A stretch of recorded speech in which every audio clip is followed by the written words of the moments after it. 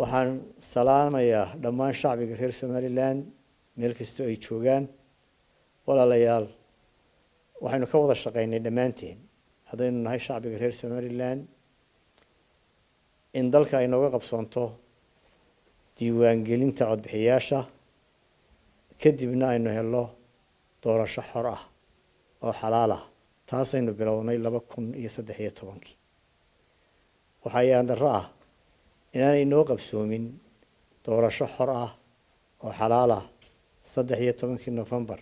2017 dhacdooyinka soo qaadan doona waxa ka mid ah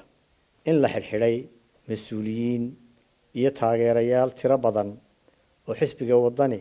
ka tirsan intii ka dambeysay 13 November iyo maalintii doorashadu socotay qaar ka midna guryahooda loogu daatay goor habeenimo arrintaasi waa arrin aan la aqbali karin oo la qaadan karin arrintaasi waxay abuuri kartaa xaalad amniga wax u dhinta sidaa darteed waxaan soo jeedinayaa in muwaadiniintaas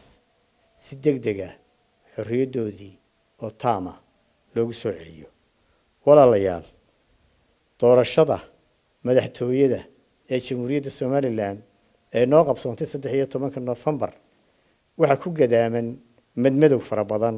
kaasoo dhaliyay musuqmaasuq iyo ku shubasho baahsan oo ka dhacday dhammaan degmo doorashooyinka Somaliland waxaana tusaale soo qaadan karnaa dhacdooyinka maalintii doorashada waxa ilaaliyayaasha ama goobjoogayaasha xisbiga wadani soo gudbiyeen 1200 oo dhacdo oo isugu jiray dib loo geystay iyo hadidaad ama gacan ka hadal iyo khaladaad ku saabsan hab socodka doorashada waxaad ogtihiin in xataa horjoogayaasha caalamiga ah ay qireen in caruur da'doodu ay ka yar tahay da'dii loo ogolaa oo 7 jir ilaa 12 jir ay codeeyeen waxaad la socotaan in komishanka doorashooyinku qirtay in buugaagtii qaar ka mid ah ay ka baxeen faraha komishanka suuqana laga soo helay arrintaas oo foolxumo weyn ku ahayd doorashada guud ahaan waxa kale oo la helay sanaadiiq badan oo tirada ku jirta ay ka badan tahay tii loogu talagalay inay ka codeeyaan waxa kale oo dhacday doorashadan inay suurto gashay in dad geeriyooday Ilaahay u naxariistay ay codeeyeen waxaan shacbiga reer Somaliland iyo taageerayaasha xisbiga wadaniba u xaqiijinaynaa una sheegaynaa inaan aqbali doonin xaq darro iyo wax sharciga baalmarsan hase yeeshee waxaan ku wargelinaynaa taageerayaasha xisbiga wadani inaan xaqiijinta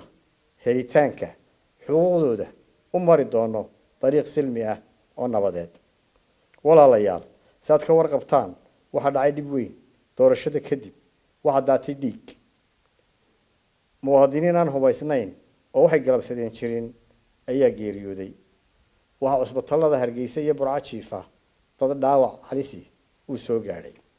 dadka aan indhahayga ku arkay waxa ka mid ahaa inan yar oo 13 jir ah oo feeraha rasaas kaga jirto waxa ka mid ahaa